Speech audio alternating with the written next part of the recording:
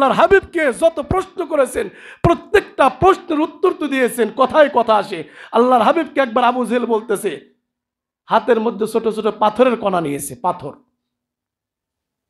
আচ্ছা বলেন তো, পাথর আর কোন প্রাণ আছে? ছোট ছোট কঙ্কর, ছোট ছোট পাথর হাতের মধ্যে নিয়ে মোহাম্মদ বলো তো আমার হাতের মধ্যে কি? যদি তুমি এই মুহূর্তে সেকেন্ডের মধ্যে বলতে পারো, আমি ঈমান আইনে কালিমা পড়ে মুসলমান হয়ে যাব। আল্লাহর হাবিব সাল্লাল্লাহু আলাইহি সাল্লাম মুস্কি মুস্কি হাসেন আর বলেন, আবু জেহেল, তোমার হাতের মধ্যে কি? আমি মোহাম্মদ মুখ দিয়া না বইলা তোমার হাতের মধ্যে যেটা আছে ওই জিনিসে যদি বইলা দেয়, তোমার হাতের মধ্যে কি কেমন হয়? সুবহানাল্লাহ বলবো না? তুমি তো প্রশ্ন করছো আমাকে, আমি যদি বইলা দেই তাহলে তো একদম সাধারণ হয়ে গেল। আর যদি তোমার হাতের মধ্যে যে বস্তুটা তুমি লুকায় রাখছো ওই বস্তুই যদি বইলা দেয় তাহলে কেমন হয়? কয় তাহলে তো সোনায় সোহাগা হয়ে যায়, খুবই ভালো হয়ে যায়। রাসূল করিম সাল্লাল্লাহু আলাইহি সাল্লাম তখন বললেন, আবু জেহেলের হাতের মধ্যে যা আছে তুমি সাক্ষী দিয়ে দাও। সঙ্গে সঙ্গে পাথরের কণার মধ্যে থেকে আওয়াজ ভেসে আসলো, আশহাদু আল্লা ইলাহা ইল্লাল্লাহু ওয়া আশহাদু আন্না মুহাম্মাদান আবদুহু ওয়া রাসূলুহু। কালিমায়ে শাহাদাত পড়ে শোনায় দিল আবু জেহেলকে, আবু জেহেলের হাতের মধ্যে আমি পাথরের টুকরা, পাথরের কঙ্কর। সুবহানাল্লাহ জোরে বলে। এরকম কত ধরনের প্রশ্ন যে কাফেরের দলেরা করেছে একের পর এক, আর এরকম যতটুকু তারা কামনা করছে, বাসনা করছে, তার চাইতে আরো চূড়ান্ত উত্তর পেয়েছে। আলহামদুলিল্লাহ, আলহামদুলিল্লাহ নাহমাদুহু ওয়া নাস্তাঈনুহু ওয়া নাস্তাগফির ওয়া নাউযু বিল্লাহি মিন শুরুরি আনফুসিনা من يهده الله فلا مضل له ومن يضلله فلا هادي له ونشهد أن لا إله إلا الله وحده لا شريك له الذي أرسله بالحق بشيرا ونذيرا وداعيا إلى الله بإذنه سراجا وقمرا منيرا.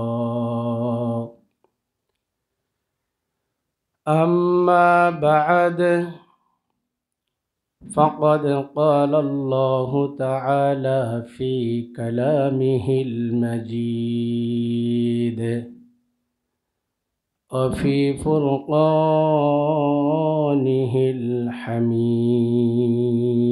الحميد. فأعوذ بالله من الشيطان الرجيم. بسم الله الرحمن الرحيم. سبحان الذي أسرى بعبده ليلا من المسجد الحرام إلى المسجد الأقصى الذي باركنا حوله لنريه من آياتنا إنه هو السميع البصير.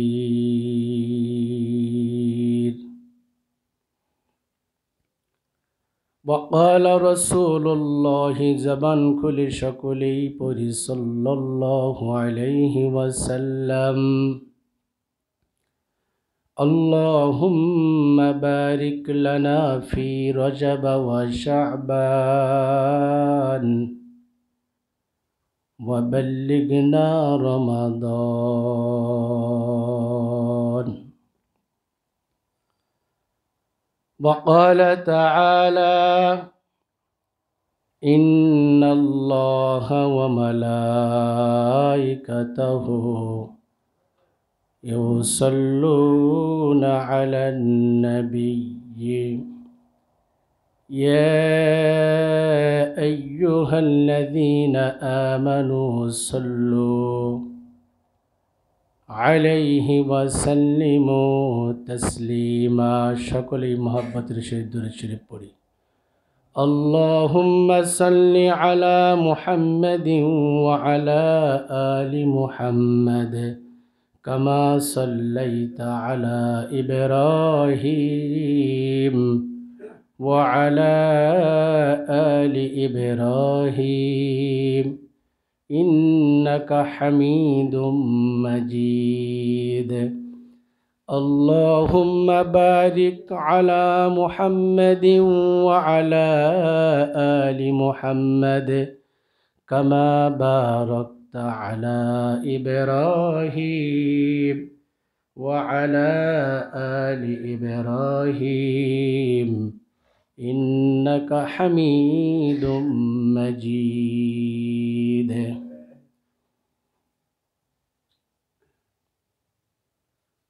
মহান রব্বুল আলামিনের দরবারে অসংখ্য অগণিত শুকরিয়া যে রব্বুল আলামিন আমাদেরকে প্রতি জুমার ন্যায় আজকের জুমার দিনে জুমার ঘরে এত বড় এলাকা থেকে আমাদেরকে ভালোবেসে মহব্বত করে তার ঘর পর্যন্ত পৌঁছে দিয়েছেন সুস্থ শরীরে শুকরিয়া আদায় করে আলহামদুলিল্লাহ।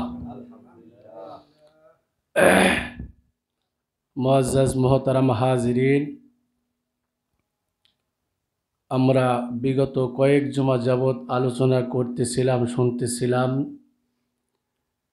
বিশ্বনবী সাল্লাল্লাহু আলাইহি ওয়াসাল্লামের মিরাজকে কেন্দ্র করে, মিরাজকে সামনে নিয়ে মাঝখানে বিশ্ব ইজতেমা চলে এসেছিল। তো ইজতেমা নিয়েও আমরা কিছু কথা যেগুলো একান্ত প্রয়োজন মনে হয়েছে আমরা করেছি, শুনেছি। তো আজকে রজব মাসের 27 তারিখ, একেবারে শেষ পর্যায়ে আমরা চলে এসেছি। আর 2 দিন বাকি আছে, 28, 29 ক্যালেন্ডার অনুযায়ী সোমবারে শাবান মাসের 1 তারিখ হতে পারে। এজন্য সময় কম, কথা অনেক, সব কথা বলা যাবে না। তারপরে আমাদের মুসল্লি মাশাআল্লাহ কত মুসল্লি তো হবে শেষ পর্যন্ত, কিন্তু আগে আগে আসলে কি যে সমস্যা আল্লাহ বাকি ভালো জানে। জুমার দিন 2-4টা কথা শুনবে, অতটুকু শোনার সুযোগ সবার নসিবে হয় না। কেউ দুনিয়াবে কাজে লিপ্ত আছে, কেউ অহেতুক গল্প গুজবে লিপ্ত আছে। আসবে শেষ মুহূর্তে, এমনও দেখা যায় একামত শুরু হয় এ সময় মুসল্লিরা আসে।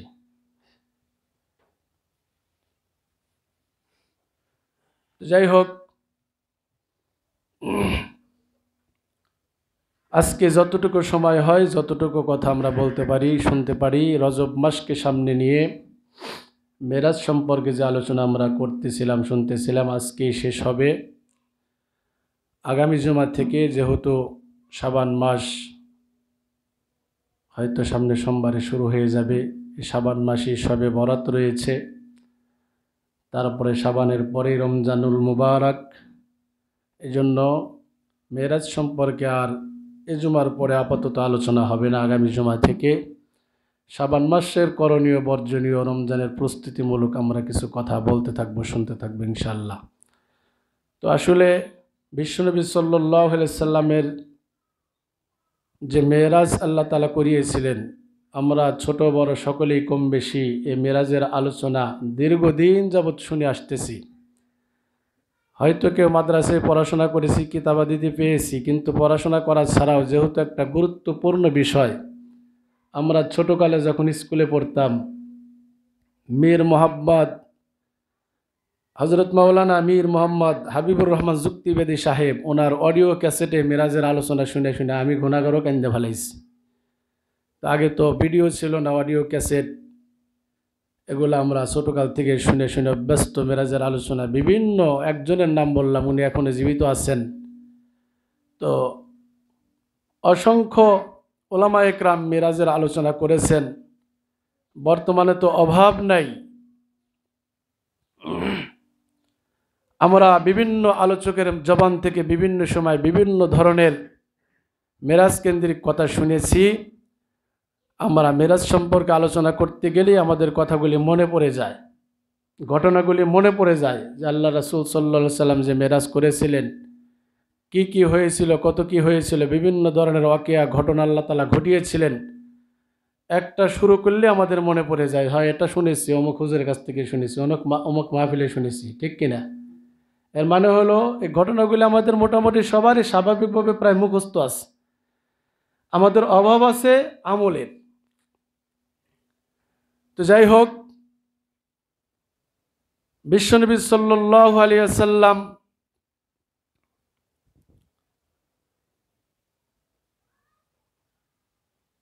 মেরাজে গেলেন, আল্লাহ তাআলা নিলেন, জান্নাত জাহান্নাম দেখালেন, বিভিন্ন পাপের শাস্তি আল্লাহ তাআলা তার হাবিবকে দেখিয়ে দিলেন, জান্নাতের নাজ নেয়ামত দেখালেন।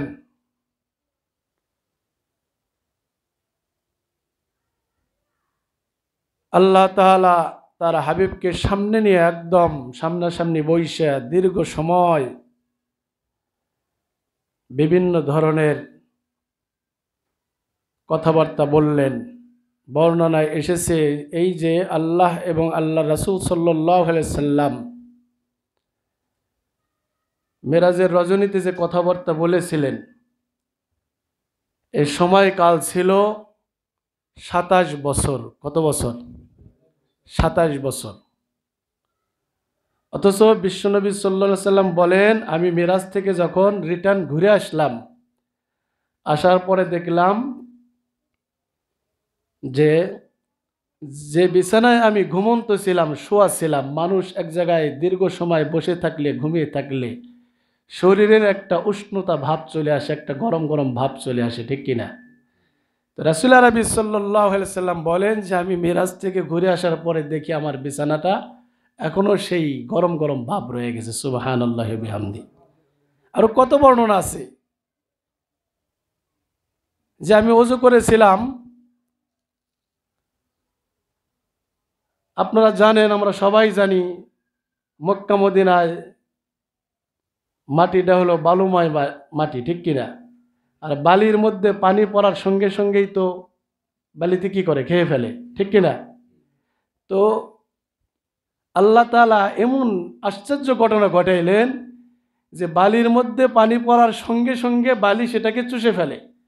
অথচ বিশ্বনবী সাল্লাল্লাহু আলাইহি সাল্লাম ফিরে এসে দেখলেন যে তিনি যে ওযু করেছিলেন যাওয়ার আগে, আয়েশা দেখেন যে এখনো সে বালি পানিকে শুষতে পারে নাই, অর্থাৎ উঁচু জায়গা থেকে নিচের দিকে পানি গইরা পড়তেছে। সুবহানাল্লাহি বিহামদি। এগুলো আমাদের মাথায় ধরবে না, অথচ সময়কাল গেছে কত বছর? 27 বছর। আল্লাহ তাআলা সব কিছুকে বেরেক করে দিয়েছিলেন ওই সময়। আমাদের বিশ্বাস করতে হবে, এটার নাম ঈমান, ঠিক কিনা? যদিও এই ঘটনা নিয়ে অনেক মতভেদ আছে, বিভিন্ন বক্তা বর্ণনা করেছেন ইতিপূর্বে, এখন আর তেমন শোনা যায় না, যে এক ইহুদি আল্লাহ রাসূল সাল্লাল্লাহু আলাইহি সাল্লাম মেরাজের ঘটনা বর্ণনা করার পরে অস্বীকার করেছে যে কেমনে সম্ভব। এই যে বললাম, ঘরের শিকল নড়ে, ওযুর পানি গড়ায় এখনো পড়ে, বিছানার উষ্ণ ভাব, গরম গরম ভাব এখনো রয়ে গেছে, মানে মনে হচ্ছে কয়েক সেকেন্ড। তো এত অল্প সময় সে এই মসজিদে হারাম থেকে বাইতুল মুকাদ্দাস ওখানে যায় ইমামতি, সমস্ত নবী রাসূলদেরকে নিয়ে, কত কিছু। সেখান থেকে আবার সপ্তম আসমান ভেদ করে, সিদরাতুল মুনতাহা ভেদ করে আল্লাহ তাআলার আরশে আযমে গিয়ে যদি শুধু এভাবে যায় আর চলে আসে, তারপরে কি এত অল্প সময় সম্ভব? মুহাদ্দিসিন একরাম, মুফাসসিরিন একরাম বলেন যে আল্লাহ তাআলা এই দুনিয়ার সিস্টেমটাকে একেবারে ব্রেক করে দিয়েছিলেন। আল্লাহ তাআলা তার হাবিবকে সামনে বসায়া সারা আপনার কি বলে কিয়ামত পর্যন্ত আনেওয়ালা উম্মতের জন্য যা কিছু প্রয়োজন হবে, একদম দেশ পরিচালনা থেকে শুরু করে সব কিছু, যা কিছু প্রয়োজন পড়বে, কারণ নবীর পরে তো নবী আসবে না, কথাগুলো আমি শুরুতেই বলেছি, নবীর পরে আর কোনো কি আসবে না, নবী আসবে না। তো এ টু জেড যা কিছু প্রয়োজন পড়বে, সমস্ত এলেম আল্লাহ তাআলা সামনাসামনি তার হাবিবকে বসায় 27 বছর সময় লাগায়া তার হাবিব যখন পরিপূর্ণ হয়ে গেছেন, আর কোনো কিছু ফাঁকফোকন নাই, তখন আল্লাহ তাআলা পৃথিবীতে আবার পাঠিয়ে দিয়েছেন সুবহানাল্লাহি বিহামদিহি। কিন্তু দুনিয়ার হাইসিয়ত অনুযায়ী, দুনিয়ার সিস্টেম অনুযায়ী মনে হয়েছে মাত্র কয়েক সেকেন্ড সময়। বিশ্বনবী সাল্লাল্লাহু আলাইহি সাল্লাম যখন ফজরের নামাজের পরে আমরা ঘুরে বসে না মুসল্লিদের দিকে মুখ করে, তো বিশ্বনবী বসে মেরাজের ঘটনা বর্ণনা করতেছেন। আবু জেহেল, উতবা সাহেব কাফেরের লিডারদের কানে পুষে গেছে, কি চাও, মোহাম্মদ নাকি আজকে রাত্রে এরকম এরকম মেরাজ করে এসেছে। কি বলে, আশ্চর্য কথা, বিশ্বাস হচ্ছে না। আসলেই তো যেভাবে মেরাজের ঘটনা আল্লাহ তাআলা ঘটিয়েছেন, আমরা ইমানদার মুসলমান মুত্তাকি নির্দ্বিধায় বলে ফেলি, অবশ্যই, ঠিক কিনা? কিন্তু মুসলমানদের ভিতরেই তো অনেকের ভিতর খটকা লেগে যায়, দুর্বল ইমানের পরিচয় যাদের আছে, ঠিক কিনা? কাফেররা বিশ্বাস করতে পারতেছে না। শেষে চিন্তা ভাবনা করলো যে সবচাইতে পরম প্রিয় বন্ধু হলো আল্লাহর হাবিবের হযরত আবু বকর সিদ্দিক রাদিয়াল্লাহু তাআলা আনহু। তো বিশ্বনবী সাল্লাল্লাহু আলাইহি সাল্লাম যেটা বলতেছেন, আমরা আবু বকরের কাছে যাই। আমাদের যেরকম বিশ্বাস করতে কষ্ট হচ্ছে, আবু বকর যদি অবিশ্বাস করে ফেলে তাহলে আমাদের জয় জয়কার, আমরা জিতে যাব। বর্ণনায় এসেছে আবু বকর রাদিয়াল্লাহু তাআলা আনহুর নিকটে কাফিরের বড় বড় লিডারেরা চলে গেল। যাওয়ার পরে বলতেছে, আবু বকর শুনছো নাকি, রাতের সামান্য কিছু সময় তুমি যাকে নবী মেনেছো, তোমাদের নবী নাকি মেরাজ করে এসেছে সপ্তম আসমানের উপরে, সিদরাতুল মুনতাহা ভেদ করে আল্লাহ তাআলার সঙ্গে সরাসরি সাক্ষাৎ করে আবার পৃথিবীতে এসেছে, ইত্যাদি ইত্যাদি। তোমার কি মতামত জানতে চাই। একথা শোনার পরে হযরত আবু বকর রাদিয়াল্লাহু তাআলা আনহু বললেন, কথাগুলি বলেছে কে? তোমাদের নবী।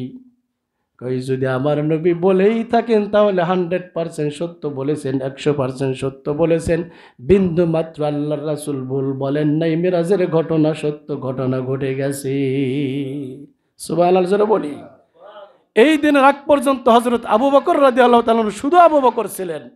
এই যে কাফিরের একটা সংবাদ দিল আর বলল যে তোমাদের নবী বলেছেন, এইটা বলার সঙ্গে সঙ্গে নির্দ্বিধায় কোনো কিন্তু মনের ভিতরে আশ্রয় দেয় নাই। কোনো মনের ভিতরে যে একটা কিন্তু আসবে কেমনে সম্ভব, এতটুকু সে ভাবেও নাই। সঙ্গে সঙ্গে বিশ্বাস করে নেওয়ার কারণে সেখান থেকে আবু বকর রাদিয়াল্লাহু তাআলা আনহুর নামের সঙ্গে একটা টাইটেল যোগ হয়ে গেল, একটা উপাধি যোগ হয়ে গেল, সেটা হলো সিদ্দিক। সিদ্দিক অর্থ প্রখর বিশ্বাসী, অত্যন্ত বিশ্বাসী। সেদিন থেকে আবু বকর রাদিয়াল্লাহু তাআলা আনহুর পিছনে আর একটা লকব টাইটেল যোগ হয়ে গেল যে তুমি শুধু শুধু আবু বকর নও, তুমি আবু বকর সিদ্দিক। কারণ অত্যন্ত বিশ্বাস করে ফেলেছো। সেকেন্ডের ভিতরে কাফেররা একটা কথা বলেছে, আমার নাম নিয়ে তুমি একটু দ্বিধাদ্বন্দ্ব পড়ো নাই, বিশ্বাস করে ফেলেছো। তো কাফেররা আমাদের আঞ্চলিক ভাষায় বলে থুতমাবারি খাইলো আর কি, সুযোগ করতে পারলো না, জুত করতে পারলো না। অতঃপর ফিরে আসলো বিশ্বনবীর নিকটে। ওদের তো মাথা নষ্ট। আসার পরে কি আশ্চর্য ধরনের প্রশ্ন করলো দেখেন।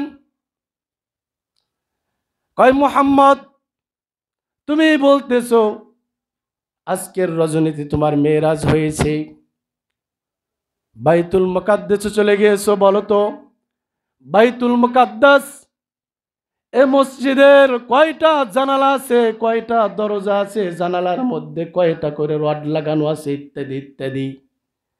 আপনাদেরকে জিজ্ঞেস করি, কোনো মানুষ যদি কোথাও ভ্রমণে যায়, কোনো বাসায় বেড়াইতে যায়, ওই বাসার মধ্যে যে ঘরে বসলো, বসার পরে অথবা সময় কাটালো, বসার পরে কি ওই বাসার মধ্যে কয়টা ফ্যান লাগানো আছে, কয়টা জানালা আছে, কয়টা দরজা আছে, জানালার মধ্যে কয়টা করে শিক দেওয়া আছে, এগুলা কি কোনো মানুষ বেড়াইতে গিয়ে গণনা করে নাকি?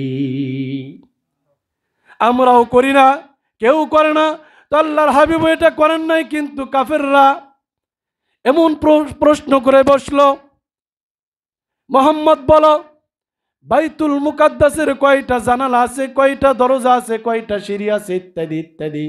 আল্লাহর হাবিব নিজের মুখে বলেন, এই ধরনের অদ্ভুত প্রশ্ন করার পরে এত পেরেশানি আমার হয়েছে, মনে হয় আমার তামাম জিন্দিগিতে এরকম প্রশ্ন আমি শুনিও নেই, এত পেরেশানিতে আমি ভোগেও নেই। খুব পেরেশানি পোহাইতেছি আর ভাবতেছি, আমি তো এগুলা গণনা করে আমি ফিরে আসি নাই। এখন যদি বাইতুল মুকাদ্দাসের এই জানালা দরজা সিঁড়ির সংখ্যাগুলি কাফেরদের বলতে না পারি, তাহলে ওরা আমাকে মৃত্যুক মনে করবে, মৃত্যুক হিসাবে ওরা প্রচার করে দেবে। এই টেনশন যখন করতেছিলাম, মহান আল্লাহ তাআলা তার কুদরত দিয়া পুরা বাইতুল মুকাদ্দাসকে হাবিবের চোখের সামনে ভাসিয়ে দিলে। হাবিব, আপনি টেনশন কইরেন না, আপনার পেরেশানি সেকেন্ডের মধ্যে আমি মুক্ত করে দিলাম। এই মুহূর্তে বাইতুল মুকাদ্দাসে আপনি কোনোভাবে খবর নিতে পারবেন না, কারণ তো তখন ফেসবুক ছিল না, ইউটিউব ছিল না, টেলিগ্রাম, টেলিফোন, কোনো কিছু প্রযুক্তি ছিল না। হাবিব, আপনার টেনশনের কোনো কারণ নাই। আমি এমন এক ব্যবস্থা করে দিলাম, আপনি শুধু তাকাবেন আর বাইতুল মুকাদ্দাসটা আমি ঘুরাইতে থাকবো। সুবহানাল্লাহ জোরে বলেন। আপনি ওদের সামনে ঠোঁট নাড়াবেন না, ওরা যাতে কোনো প্রকার সন্দেহ না করতে পারে। রাসূল করিম সাল্লাল্লাহু আলাইহি সাল্লাম বলেন, কুদরতের মাওলা তার কুদরত দিয়া পুরা বাইতুল মুকাদ্দাসকে আমার চোখের সামনে ভাসিয়ে দিলেন। আমি দেইখা কাফেরদের প্রত্যেকটা প্রশ্নের দাঁত ভাঙ্গা জবাব দিয়ে দিলাম। পুঙ্খানুপুঙ্খভাবে চোখের সামনে দেখা যাইতেছে, বলে দিলেন। আর কাফেরদের কিন্তু করার সুযোগ রইল না। তারপরেও কপাল পুরা আবু জেহেলের মন বলল না, আসলে তো কপাল খারাপ, ইমান নসিবে হবে না। ইমান নসিব শেষ পর্যন্ত হয় নাই, ঠিক কিনা কথা বলে? এত অকট্ট দলিল দেওয়ার পরেও তুমি জাদুকর, নাউজুবিল্লাহ জোরে বলে। ওদের শেষ ভরসাই ছিল আল্লাহর হাবিবকে যত প্রশ্ন করেছেন প্রত্যেকটা প্রশ্নের উত্তর তো দিয়েছেন, কথায় কথা আসে। আল্লাহর হাবিবকে একবার আবু জেহেল বলতেছে, হাতের মধ্যে ছোট ছোট পাথরের কণা নিয়েছে, পাথর। আচ্ছা বলেন তো, পাথর আর কোন প্রাণ আছে? ছোট ছোট কঙ্কর, ছোট ছোট পাথর হাতের মধ্যে নিয়ে মোহাম্মদ বলো তো আমার হাতের মধ্যে কি? যদি তুমি এই মুহূর্তে সেকেন্ডের মধ্যে বলতে পারো, আমি ঈমান আইনে কালিমা পড়ে মুসলমান হয়ে যাব। আল্লাহর হাবিব সাল্লাল্লাহু আলাইহি সাল্লাম মুস্কি মুস্কি হাসেন আর বলেন, আবু জেহেল, তোমার হাতের মধ্যে কি? আমি মুহাম্মদ মুখ দিয়া না বইলা তোমার হাতের মধ্যে যেটা আছে ওই জিনিসে যদি বইলা দেয়, তোমার হাতের মধ্যে কি কেমন হয়? সুবহানাল্লাহ বলবো না? তুমি তো প্রশ্ন করছো আমাকে, আমি যদি বইলা দেই তাহলে তো একদম সাধারণ হয়ে গেল। আর যদি তোমার হাতের মধ্যে যে বস্তুটা তুমি লুকায় রাখছো ওই বস্তুই যদি বইলা দেয় তাহলে কেমন হয়? কয় তাহলে তো সোনায় সোহাগা হয়ে যায়, খুবই ভালো হয়ে যায়। রাসূল করিম সাল্লাল্লাহু আলাইহি সাল্লাম তখন বললেন, আবু জেহেলের হাতের মধ্যে যা আছে তুমি সাক্ষী দিয়ে দাও। সঙ্গে সঙ্গে পাথরের কণার মধ্যে থেকে আওয়াজ ভেসে আসলো, আশহাদু আল্লা ইলাহা ইল্লাল্লাহু ওয়া আশহাদু আন্না মুহাম্মাদান আবদুহু ওয়া রাসূলুহু। কালিমায়ে শাহাদাত পড়ে শোনায় দিল আবু জেহেলকে, আবু জেহেলের হাতের মধ্যে আমি পাথরের টুকরা, পাথরের কঙ্কর। সুবহানাল্লাহ জোরে বলে। এরকম কত ধরনের প্রশ্ন যে কাফেরের দলেরা করেছে একের পর এক, আর এরকম যতটুকু তারা কামনা করছে, বাসনা করছে, তার চাইতে আরো চূড়ান্ত উত্তর পেয়েছে। কপাল পোড়ার দল, নসিবে ঈমান নাই, এজন্য মুসলমান হতে পারেন নাই। মুআজ্জাজ মুহতারাম হাজিরিন, রাসূল করিম সাল্লাল্লাহু আলাইহি ওয়াসাল্লামকে আল্লাহ তাআলা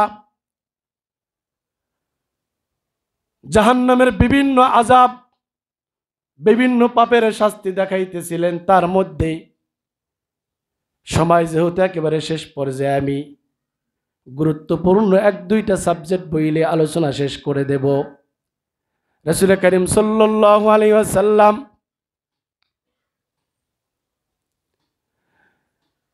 হযরতে জিবরাইল আলাইহিস সালাতু ওয়াস সালামের সঙ্গে চলতেছেন। আল্লাহ তাআলা একের পর এক দৃশ্যগুলি সামনে আনতেছেন। আল্লাহর হাবিব প্রশ্ন করতেছেন, জিবরিল আমিন উত্তর দিতেছেন। তার মধ্যে একটা ঘটনা ছিল এরকম যে একদল লোক মাঠের মধ্যে শোয়া আছে, একদল লোককে মাঠের মধ্যে শোয়ানো, আর তাদের মাথার নিকটে আর এক শ্রেণীর লোক অর্থাৎ আল্লাহ তাআলার ফেরেশতারা বড় বড় পাথর নিয়ে দাঁড়িয়ে মাথার মধ্যে পাথর দিয়ে আঘাত করতেছে। নাউজুবিল্লাহ জোরে বলি। মাথার মধ্যে আঘাত করার কারণে পাথরের আঘাতে মাথাগুলি চূর্ণ বিচূর্ণ হয়ে যাইতেছে, খণ্ড খণ্ড হয়ে যাচ্ছে, পাথরটা দূরে সরে যাইতেছে। যে ব্যক্তি আঘাত করতেছে পাথরটা আবার টুকানোর জন্য চলে যাচ্ছে, আর এদিকে স্বয়ংক্রিয়ভাবে অটোমেটিকলি মাথাটা যেরকম সুস্থ ছিল আবার স্বাভাবিক হয়ে যাচ্ছে, আবার মাথার মধ্যে আঘাত করা হচ্ছে, আবার পাথর দূরে সরে যাইতেছে, মাথাটা চূর্ণ বিচূর্ণ হয়ে যাচ্ছে। বলেন তো শাস্তিটা কি সাধারণ না অসাধারণ? অসাধারণ। অথচ চিৎকার চেঁচামেচি করতেছে, মরণ হচ্ছে না, মরণ হবেও না, ঠিক কিনা? মরণ তো পৃথিবীর মধ্যে একবারই, জান্নাত পাই জাহান্নাম পাই, আর কিন্তু মরণ নাই, ঠিক কিনা? সব কিছু কমপ্লিট হওয়ার পরে মরণ নামক বস্তুটাকে আল্লাহ তাআলা জবাই করে দিবেন, আর মরণ হবে না।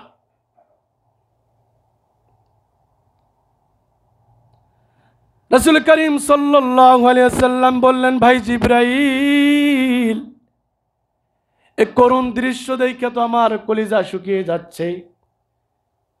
এরা কারা, কোন সম্প্রদায়, তাদেরকে কেনই বা এরকম শাস্তি দেওয়া হচ্ছে? কি এদের অন্যায় ছিল? হযরত জিবরাইল আলাইহিস সালাম বলেন, এক বর্ণনা এসেছে যারা দুনিয়ার মধ্যে থাকার পরে কুরআন এবং হাদিসের ইলম জানতো, নামাজ পড়া কি বলেন?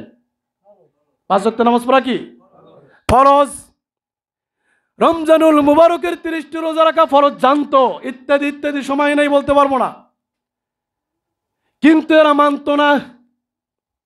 অর্থাৎ ইসলামের বিধি বিধানগুলি এদের জানা ছিল, এই ইলম তাদের ছিল কোনটা হালাল কোনটা হারাম, কিন্তু জানা থাকার পরেও এরা মানতো না।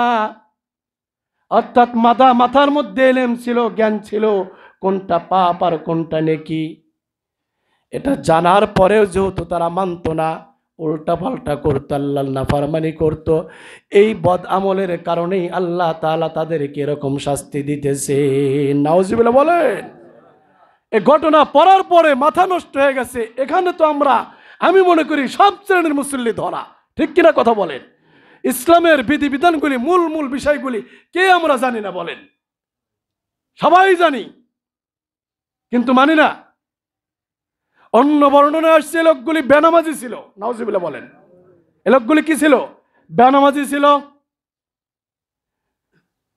মসজিদ বাড়ির আঙ্গিনায় আজান হইতো 5 বেলা, হাইয়া আলাস সালাহ, নামাজের দিকে আসো, হাইয়া আলাল ফালাহ, কল্যাণের দিকে আসো। মুয়াজ্জিন ফজরের নামাজের সময় আজান দিত, আস-সালাতু খায়রুম মিনান নাওম, ঘুম হইতে নামাজ উত্তম, ঘুম হইতে নামাজ উত্তম। কিন্তু আওয়াজ তাদের কানের মধ্যে পৌঁছত, একাধিক মাইকের সাউন্ডগুলি, আজানের শব্দগুলি কর্ণ কুহুরে পৌঁছা যাইতো। তখন আরো ভালো করে গার মুড়াইয়া বিদেশি কম্বল দিয়ে নিজেকে প্যাকেট ভালো করে করতো, ঠিক কিনা? হযরত জিবরাইল আলাইহিস সালাম বলেন, এরা হলো আপনার উম্মতের ওই সমস্ত বেনামাজি মানুষ যারা আজান শ্রবণ করার পরেও দোকানের মধ্যে, চায়ের দোকানে মানুষের গীবত শেখায়তে লিপ্ত থাকতো, মসজিদে যাইতো না। আজান শ্রবণ করার পরেও, শোনার পরেও দুনিয়ার লোভ লালসায় দুনিয়ার কাজে লিপ্ত থাকতো, অথবা ঘুমের টাইমে ঘুমন্ত অবস্থায় তারা কাটায় দিত, আল্লাহর ঘর মসজিদে গিয়ে নামাজ পড়তো না। এই অপরাধের কারণে তাদেরকে শাস্তি দেওয়া হচ্ছে।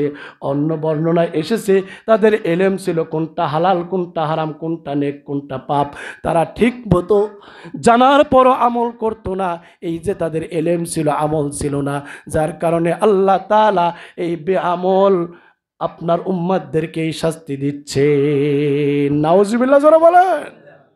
মুআজ্জাজ মুহতারাম হাজিরিন, সময় 2 মিনিট ওভার হয়ে গেছে। রজব মাস নিয়ে কথা বলতে গেলে সারা বছর বলা যাবে, শুধু এই সবে মিরাজকে নিয়ে সারা বছর কথা বলা যাবে, আলহামদুলিল্লাহ শেষ হবে না তো। তো আর সামনে বাড়াতে পারবো না। আমি এখন যে ওকে একটা ঘটনাটা শোনাইলাম, যদি আমাদের ন্যূনতম ঈমান থাকে তাহলে এই আযাবের দিকে ভয় করে হইলেও আর মুসলমান নামাজ কাজা করতে পারে না। নাউডুবাবাসী, আজীবন আপনাদের কিনে থাকবো না। আজকে রিজিক চলে গেলে উঠে গেলে আগামীকাল বলবেন হুজুর 2 দিন ধরে আমাদের দেশ থেকে চলে গেছে, আর এক হুজুর চলে আসবে। ঠিক কিনা কথা বলেন?